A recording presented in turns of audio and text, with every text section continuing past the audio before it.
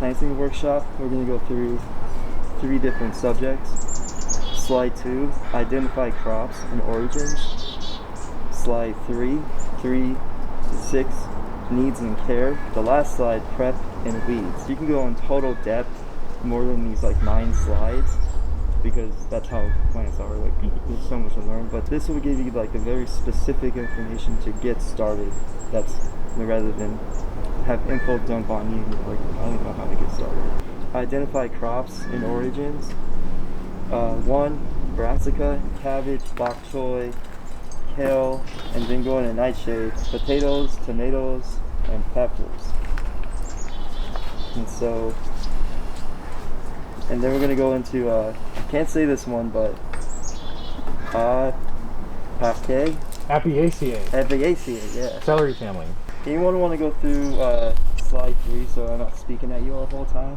Pay attention to the last frost date in zone 8B, Google it, and plan accordingly to the ground temperature for each plant. For some reason I thought we were in zone 9, I guess. Yeah, I think they changed it, but I have to keep looking at it. Yeah. I think they changed it. Warm and dry is happening sooner and sooner and sooner. So like even when I moved to Portland like a few years ago, I saw people doing plantings in winter that they normally would have done like months later. Wow. So yeah, because our climate is projected to become more Mediterranean over time. So like planting things that can withstand that drying up basically is important, as tragic as that is. Yeah. You know? And also, I was thinking if anyone wants to get, when we get to the part about preparing soil and planting, there are some visual examples around the land that we could look at. Hell yeah. Because we've actually been doing some of that this last few weeks. Anyone want to read slide 2 or part 2? Again. Yeah, go ahead. Prepare beds or rows in January until February with coffee bags, compost, any animal manure, hay, straw, or cured wood, and remove weeds. Weeding and maintenance depends on the size of your project, but do plan 3 hours weekly, January, February until November, any given year. This is essentially just like enhancing the nutrients of the soil. Yeah, so you need phosphorus, I'm going in here. Phosphorus. NPK. Yeah. Nitrogen, phosphorus, potassium. Different plants require different balance of those. Like, for example, potatoes need a lot of potassium, I believe, which is why you feed them bone. Nettles, stinging nettle requires a lot of nitrogen. Yellow dock, which is an herb, requires a lot of nitrogen. As far as what needs phosphorus, I mean, really all plants need NPK. It's just in various balances. And in my opinion, there is a forgotten 4th element, which is magnesium. Most people in this society are magnesium deficient. So if you amend your soil with magnesium of any kind, like as long as it's an organic source, you're not making a mistake. Yeah. Thanks for the clarity. Yeah. I think also potassium helps the fruit of the plant, right? Yeah, so if you have tomatoes, it's not like giving you a thing. You want to add more potassium to that. So you'll learn all these tricks as you see yourself when you do it yourself. Yeah. Is it that like the more nutrient dense the soil, the more nutrient dense the food will be that it's grown in? Absolutely. Okay. Yeah, more Absolutely. micronutrients. And also like a lot of the foods that you find in places like Winco and Safeway and Grocery Outlet are grown through government subsidies for like scale and yield, which is why they're affordable, but they're not especially nutritious. Yeah. If you want to have a large yield of nutritionally dense food, you have to have nutritionally dense soil. 3, crop plan to the needs of lighting, shading, and organize a watering schedule for each crop. So like every type of plant needs sunlight, or like 6 hours of sunlight. So you really have to know like this spot, this is kind of shady, right? Yeah. You have to like plan accordingly, and you'll see that as you walk around in this garden, and every other garden with MERP outside of this garden. I just want to say for every plant, if you know like, hey, I know I'm going to harvest on this date and take out the plant. Some plants will stay longer, like kale or something. Maybe not kale, but as a point, you want to like stop watering or lessen the water because you're already about to harvest. So think of that when you like grow in the future.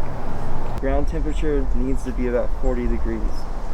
So like April is a good time to start, and September are good months to sow these crops. Brassicas are interesting because they can become perennials. Yeah, exactly, yeah. Like we have kale plants that have overwintered here. Those collard greens over there, we started those plants last winter, chopped them down to the soil at the end of summer, and then they came back and overwintered, and they have really strong roots. So like they kind of, you know, form their own schedule basically if you let them perennialize. And brassicas are unique in that way. Most people grow them as annuals, but like especially if you take their flowers off, and like, you know, they'll bolt with the sun and the warmth no matter what, but if you take their flowers off, keep harvesting their greens, and then eventually chop them back to the root or close to, like depending on how strong they are, they might just stick around. And it's kind of what we're doing with some of ours, just for less work. Yeah. At this project, because it's eco village, that's what could happen here. But on a commercial small farm, you might uproot those and start over. Yeah, for sure. And you want to read B. Spacing, lighting, watering examples. 1. Brussels sprouts, 8 inches apart, 8 hours of sun, and then 2 inches of water per week. 2. Cabbage, 12 inches apart, 8 hours of sun, 2 inches of water per week. And 3. Bok choy, 6 inches apart for 6 hours of sun, some shade, with 1 inch of water per week. And then kale is 6 inches apart for 6 hours of sunlight for 1.5 inches of water per week. Yeah, like every plant, when it gets warmer, you may need to water it more. But a rule of thumb, just follow what they're suggesting, because you can overwater and it would kill the plant. Yeah. Onions and tomatoes and peppers like really good drainage. Leafy greens are more watery, of course, so they can handle a little bit of like soil flooding. But like we're interested in setting up more like lower labor and like automated irrigation systems. Another thing is, like, as our climate transitions, it can be important with perennials. Like we have a lot of fruit trees and fruit bushes and medicinal plants that come back year after year, and like we push some of our plants to be more drought tolerant. Like we'll stretch it where like we don't water them quite as much as we could, partly because of like, you know, it's a lot of human labor, and also like to get them used to the way that there is going to be less water over time. But you'll also find that your plants will give you visual feedback. Like it's ideal not to wait until your plants droop or fold to water them, of course. But if saving water is a concern, you can wait until your plants start to give you visual feedback in that way, because it will encourage them to be more drought resistant. And also there are certain groups, I'm not sure off the top of my head what their names are, but there are certain groups in Portland that grow varietals that are specific for our region, like a certain type of broccoli, certain type of carrots, certain type of tomatoes that like people have had really good luck growing in the PNW. You know, and those are like open pollinated seeds and everything. So those are worth looking into, because that is also like less work, because those plants won't struggle as much wherever you put them at. Since we have those kinds here, this is called a 6-pack right here. Not the 6-pack, you know, otherwise, but you want to use this kind if you're going to germinate, or you can use a smaller one, this size. So we have like lettuce here. You want? I'll pass it when you're ready. I'm good. I've been sitting right next to them. I mean, you.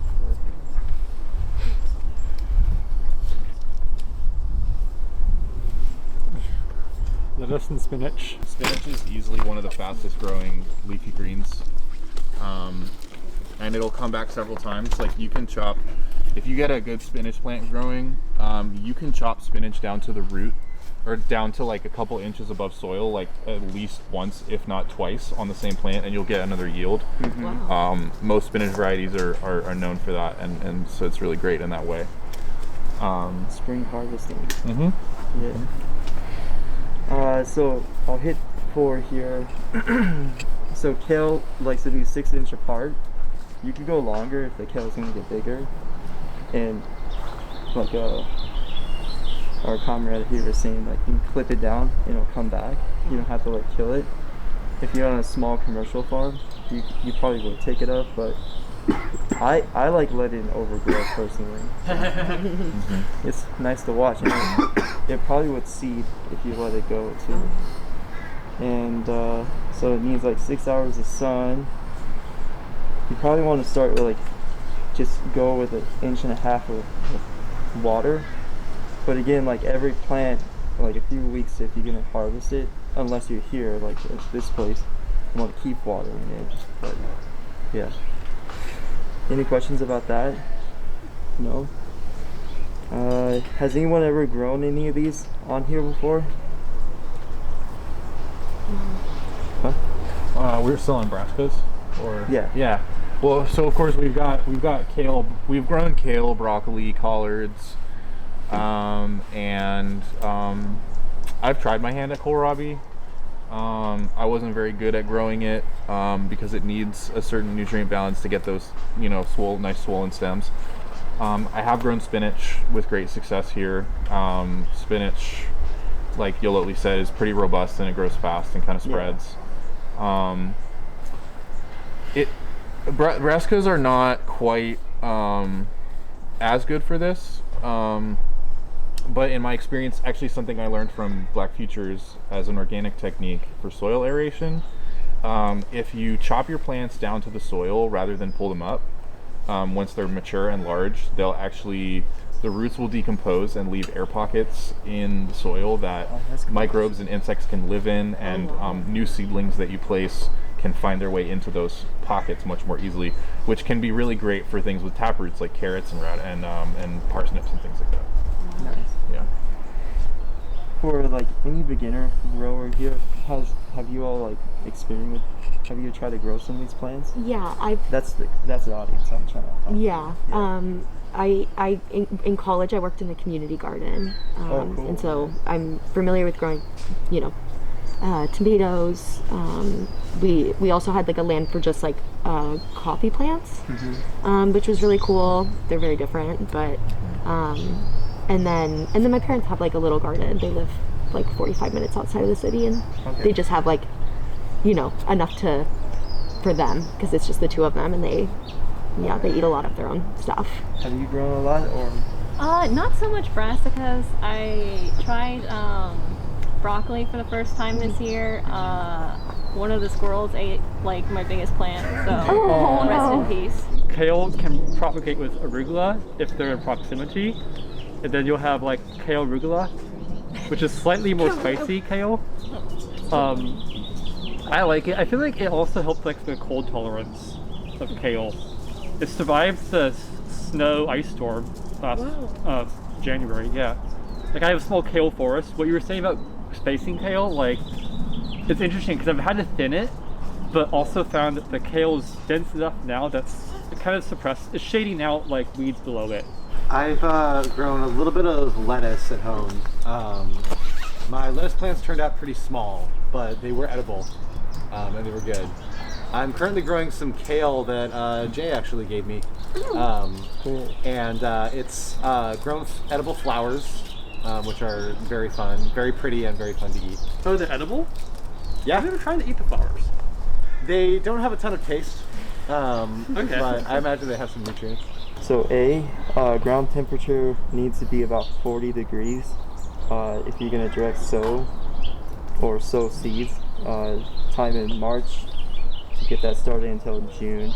There are some celery family plants that are perennials that you can plant, and they'll just keep coming back year after year. We have a plant called lovage that kind of looks like celery. It's on like this left side of that bed right there, that big bush, and it doesn't really taste like celery, but it's useful as an herb, and it's also grown for its seeds actually.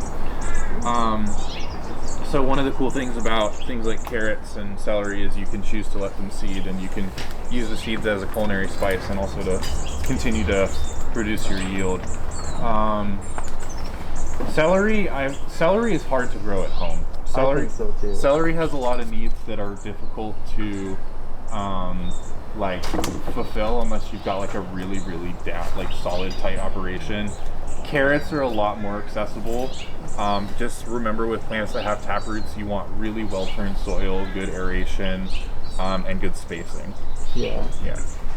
Also, like, you don't really want to direct seed. You don't really want to like grow carrot in a pot. It doesn't really do too well to go from a pot to the ground. You want to direct seed it, and the best time to start that again is in March. Anyone want to read example of carrots? Carrots, 1 inch to 2 inches apart, 8 to 10 hours of sun, 2 inches of water per week. Mm-hmm. Should I keep going? If you want to, yeah, or pass it along. Fennel, 4 inches to 12 inches apart, 6 hours of sun, 1 inch of water per week. Yeah. Parsley about 6 inches, 8 inches apart. Sunlight 6 hours or 6 to 8 hours. You want to do about 1 inch or 2 of water per week. Anyone have any thoughts they want to share from walking around with Jamie? One of the things that really stuck with me that Jamie said was the part about how native plants and soil health are deeply intertwined, and how your soil can become like more nutrient filled and more healthy, or at least stay the same amount over time with native plants.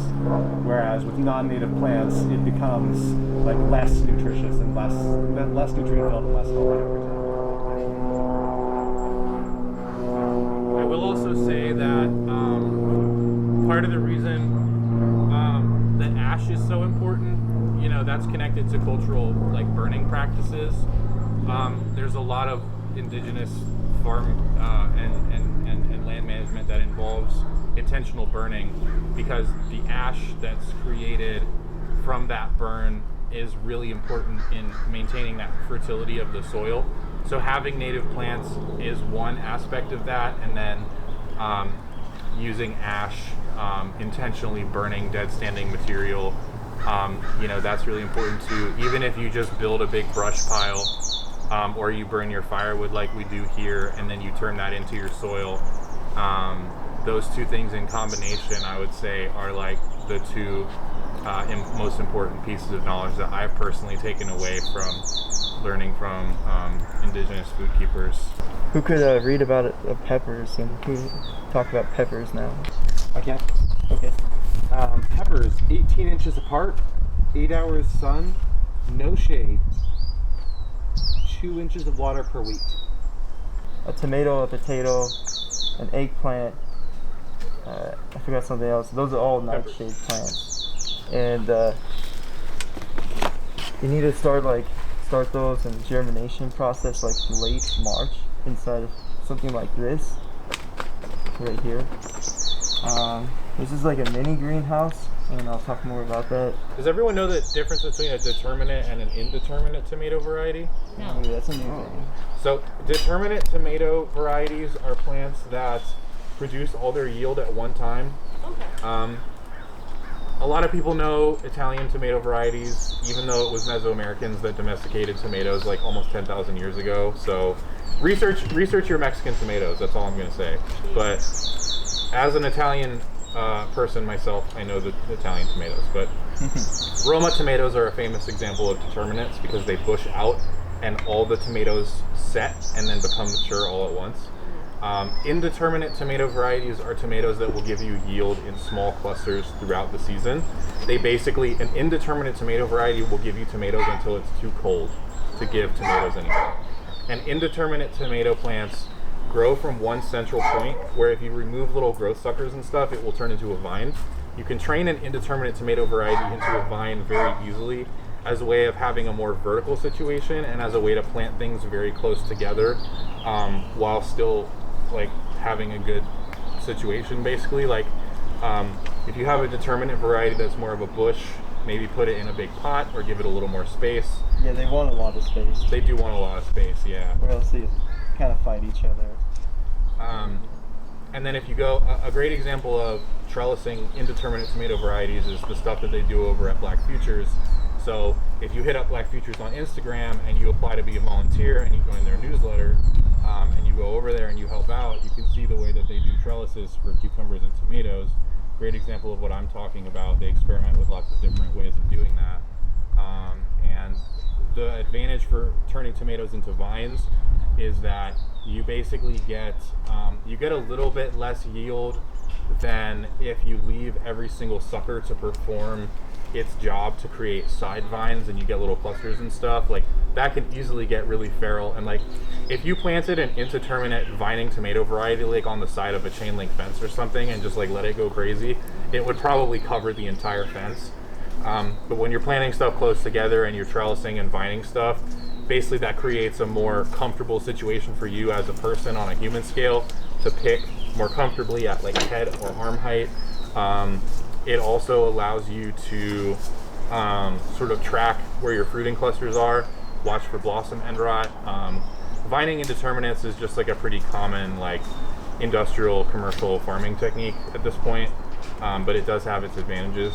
That's kind of like the end of the workshop. And then also, like, if you're like, well, I want to grow more like raspberries and stuff, there's a map called Following Fruit. You don't really have to like do extra, just maybe go find a plant in the nearby area. It's followingfruit.org.